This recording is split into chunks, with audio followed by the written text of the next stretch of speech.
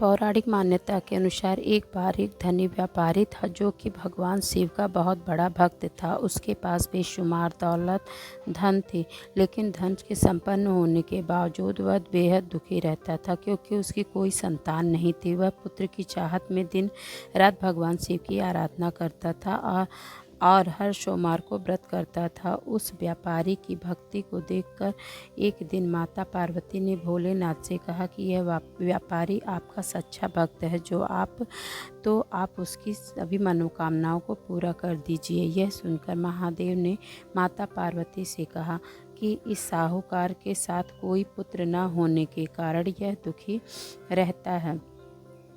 माता पार्वती ने शिव जी से उस व्यापारी को वरदान देने के लिए कहा। इस पर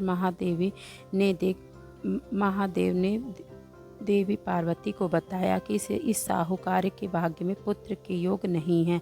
ऐसे में अगर इसे पुत्र का वरदान दिया गया तो वह बालक सिर्फ 12 साल की आयु तक ही जीवित रह पाएगा। इतना सुनने के बाद माता पार्वती ने शिव जी से कहा कि उस साहूकार को पुत्र का वरदान दे दीजिए, अन्यथा वो भक्त आपकी पूजा करना छोड़ देगा। माता के बार बार कहने से भगवान शिव ने साहूकार को पुत्र प्राप्ति का वरदान दे दिया, लेकिन वह सिर्फ 12 साल तक ही जिंदा रहेगा। भगवान शिव के पुत्र का वरदान पाकर वह व्यापारी बहुत खुश हुआ, लेकिन वह बेटे की इतनी कम उम्र सोचकर दुखी हो गया। बेटे के जन्म के बाद भी वह व्यापारी रोजाना भोलेनाथ की पूजा अर्चना करता रहा और सोमवार का व्रत रखता रहा था। इसके बाद बेटे के 11 साल होते ही व्यापारी ने उसे उसके मामा के साथ काशी जाने को कह दिया। व्यापारी ने अपने बेटे के मामा से कहा कि उसे काशी में पढ़ाइए और रास्ते में जहाँ पर भी रुकना वहाँ यज्ञ करते और ब्राह्मणों को भोजन कराते हुए आगे बढ़िए। उसी रास्ते में एक राजकुमारी का विवाह हो रहा था। जिससे उस राजकुमारी का विवाह होना था वह एक कान से काना था।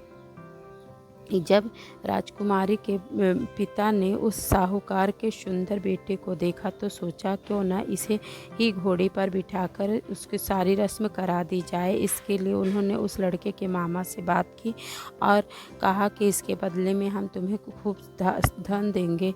यह सुनकर मामा भी राजी हो गया। इसके बाद साहूकार का बेटा विवाह के मंडप में बैठा और विवाह के सभी काम संपन्न हुए। जाने के पहले साहूकार के बेटे ने राजकुमारी की चुनरी पर लिख दिया कि तुम्हारा विवाह मेरे साथ हुआ है, लेकिन जिसके साथ तुम्हें भेजेंगे वह तो एक आँख से काना है।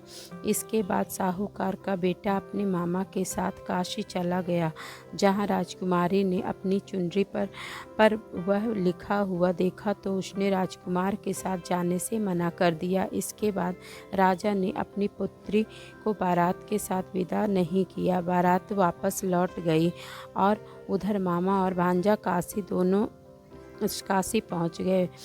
एक दिन काशी में यज्ञ के दौरान साहूकार के बेटे के प्राण निकल गए और यह देखकर उसके मामा रोने लगे। उस समय भगवान शिव ने माता पार्वती ने पूछा कि प्रभु ये कौन रो रहा है। तब उन्हें पता चला कि यह वही शिव के वरदान से जन्मा व्यापारी का पुत्र है। तब माता पार्वती ने कहा, स्वामी दोबारा इसे जीवित कर दीजिए, अन्यथा रोते रोते उसके माता पिता के प्राण त्याग देंगे। तब भगवान शिव ने बताया कि उसकी आयु इतनी ही थी, लेकिन माता पार्वती के बार बार कहने पर शिव जी ने उसे जीवित कर दिया। इसके बाद व्यापारी का पुत्र ओम नमः शिवाय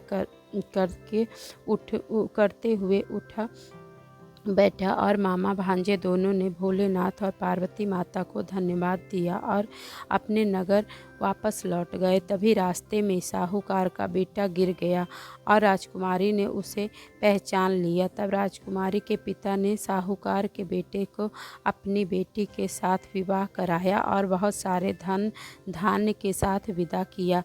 इसके बाद वो अपने गांव लौट गए। साहूकार अपने बेटे और बहू को देखकर बहुत खुशी हुआ। उसी रात साहूकार को स्वप्न में शिव जी ने का दर्शन दिया और कहा कि तुम्हारी पूजा से मैं प्रसन्न हुआ।